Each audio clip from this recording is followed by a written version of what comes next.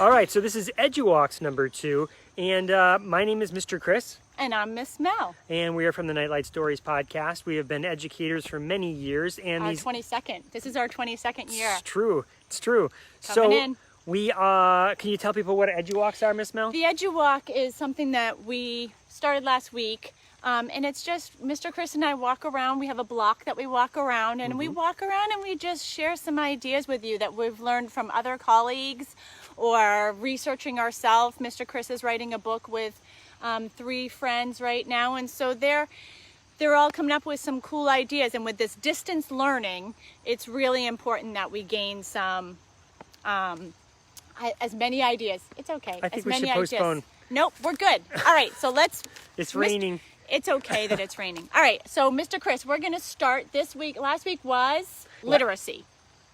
This week, we're going to talk about building a community in your digital classroom. Yes, exactly. Your digital learning space. Yes. In fact, does it even make sense to call it a classroom anymore? It's a digital learning space. So are we ready? Let's go. Let's do walk. strategy number 1. What's strategy number 1? All right, so strategy number 1. When you send out your, do you like my blue mailbox? That's not strategy 1. Okay, but when you welcome your kids into your space, into your learning environment, have them bring 5 objects, 3 objects, whatever, in a bag. And it could be, give them examples like a video game that they love, their favorite food, their favorite character, a book they've been reading, and then share it in the classroom. This also will allow you to be able to gather what the kids like, and you can keep notes, and everybody can keep notes, and it will help you be culturally responsive as well. What does that mean? What is culturally responsive? So making sure that you are aware of what's important to the kids and the culture that they're being raised in, because we're not all in the same type of environment, in the same type of family. Other people have different values and come from different backgrounds. And come from different backgrounds. We want to respect all of those. Right. So there's another way, Mr. Chris, that you can do that. So what's your other idea? All right, so I've got an idea, and of course, because I work in technology, there's 2 quick strategies that you can kind of put together, and that is most distance learning tools allow you to have some sort of blurred background. People might feel a little intimidated or weird about having their background space shown. Yes. So turn on that blurred background so that if other people are walking by, it can be something that is respectful for them. Second, along those same lines, is that many of the distance learning platforms, video conferencing platforms, have a setting that allow you to mask background noises or cancel out the background noises. Again, that might be a great way to help people build relationships with one another, because you're not constantly being distracted by something that's going off in the background. Yes, exactly. You won't be able to hear it if we're that far away. Oh, so you can I'm try and really get closer. loud. Yeah. I'm really loud. Okay, the next thing is to get to know them. You could do a Padlet. And in the beginning, when the kids are coming in to your virtual space, you can do... I thought someone was saying hello to us. You can ask a guiding question or an introductory question, like, hey, what movie have you watched lately, that you would recommend to the group? And they go into they just click on, or they take a picture of the QR code, and they go into the Padlet and they can just write out what they've written. It allows the class to see it so they can collaborate with each other and be like, oh, I saw that movie too. And it's a wonderful way to get them in there.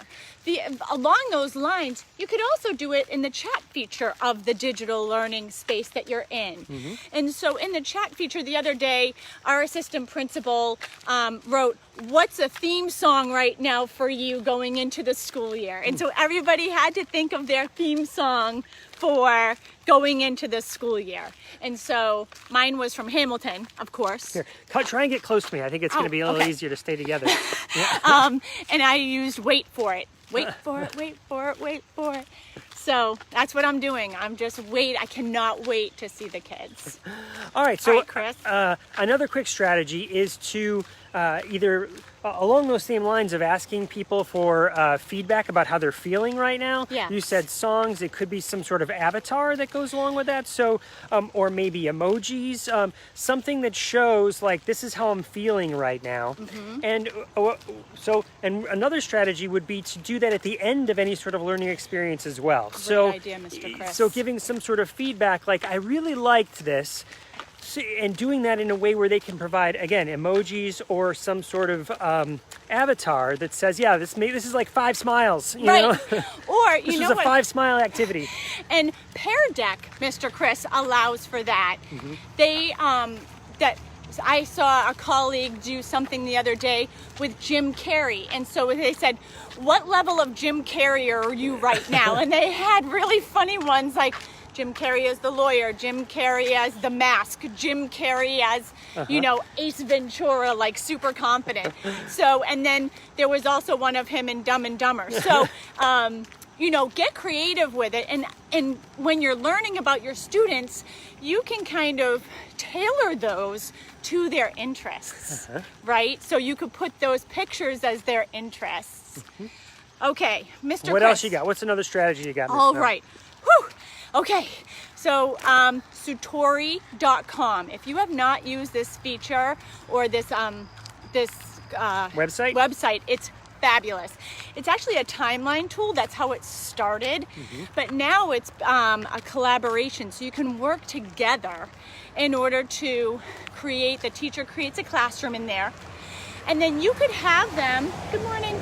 You could have them create a timeline tool. You can put pictures, videos, descriptions. It's very easy to use. It's very user friendly. And do you want me to hold it? Yeah, why don't you hold it? Okay. And very user friendly. And you in the classroom, they can go in and collaborate with each other so they can learn about things. It's called Sutori.com. Sutori.com. It's just another way to learn. Awesome. All right, so next strategy, let's see, which one should we pick? We wrote a bunch down, but they're soaking wet now because it's raining outside. It's okay. You had invite them to come up with a name. Yeah, okay, so just when we started this video, I had said that, you know, it doesn't even make sense to call them classrooms anymore when really they're maybe learning environments. Why do you keep walking behind me? Walk next to me. Make me feel really weird, like you're going to stab me in the back or something.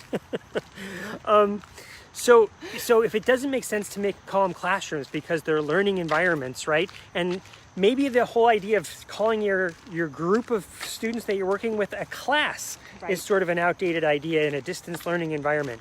You might also find that you won't be doing as much whole class instruction. You'll be doing instead much more individualized or small group instruction. So maybe when you're working in these small groups, these small learning groups, they could come up with some sort of name for themselves as they're working on a project. And not just a name, but maybe some sort of image that represents them. So, you know, if they were working on, I don't know, saving the bees, our daughter worked on a project like that, then maybe they're the bumblebee savers or something like that, right? But they would come up with that group and create the image and come up with the name themselves. So when they're working on collaborative projects, they have kind of a brand, if you will. Now, along those lines, Mr. Chris, is again, because we're working on relationships and building community, maybe understanding each other's characteristics, right? So if we are doing, maybe you in the beginning might group people by you choose your, and like, let's use the example of Harry Potter's houses, right? So are you a Gryffindor? Are you a Slytherin? Are you a Hufflepuff? Or are you a Ravenclaw? Now, I know everybody has taken those quizzes, but maybe some people haven't. Right. So you could actually... Hufflepuff all the way. Right, I'm a Ravenclaw. So... Hufflepuff all the way. So, okay. So when you do that and you put that up, put the characteristics underneath, because they're going to be like, oh, I'm a bad guy because I'm Slytherin. No, Slytherin is about independence, being independent and creative and things like that. So so logistical, those kind of things.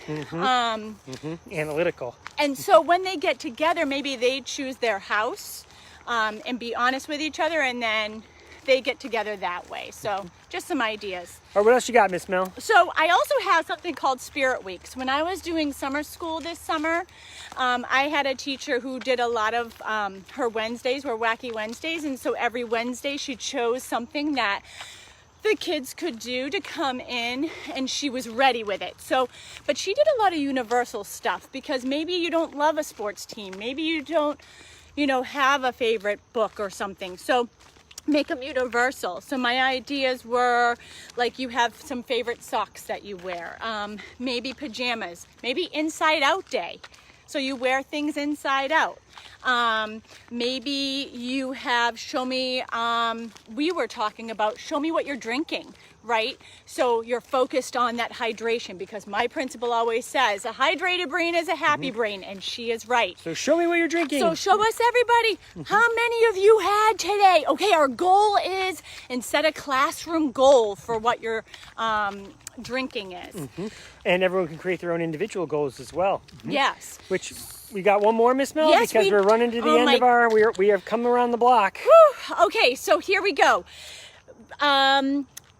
Another culturally responsive one is surveying the kids in the beginning. So do a form, do a Google form, do some sort of survey for them in the beginning of what is your favorite, getting to know them. What is your favorite movie? What is your favorite book? What is your favorite food? What's your favorite thing that your family does?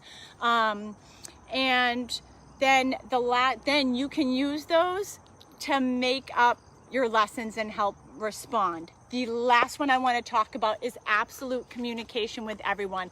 There are so many great ways, and I have so many awesome colleagues, and so do you, that use so many awesome ways to get in touch with families and stay in touch with kids. I teach a college course, and I learned from my other assistant principal to use Remind. And so there's Class Dojo, Remind, Flipgrid, Seesaw. There's Google Classroom, there's Schoology that's coming out. All these ways in order to stay in touch. Post pictures of what's going on in your life right now and in your classroom and what you're learning about. Be vulnerable. Be vulnerable. And so also, here's another thing. Sharing resources. With other colleagues? With other colleagues, not other colleagues. With families and with the kids. And hey, what did you find? Did you read anything interesting last night online? I don't care if it's about Minecraft. I don't care if it's about, did you look up how to solve this riddle in your Dungeons and Dragons game? Did you look up how to beat that level? Share with us. How'd you do that? How'd you meet that challenge? How'd you solve it? And a lot of kids are doing that. They're looking up, like the other night, our son was looking up how to solve a level and on one of his games. And I thought, that's really cool. Yeah, totally is. That shows independent learning. It does. And don't forget that those kids are really proud of those moments. I think the final thought here is that remember that everybody's different. Doing one thing for everybody will not work. Yeah. You'll cause frustration for you and for your families and for the kids if you try and force everyone to do the exact same thing. So the key here to successful relationship building and distance learning is personalization. And setting that expectation of respect and love and care in that classroom, and that everyone is safe there, is huge. All right, Miss Mel. All Let's right. go get out of the rain. All right. We love you all. We thank you for everything you're going to do. We invite you to participate in these Eduwalks too. #Eduwalks. Yes. We know we can do it. We got this.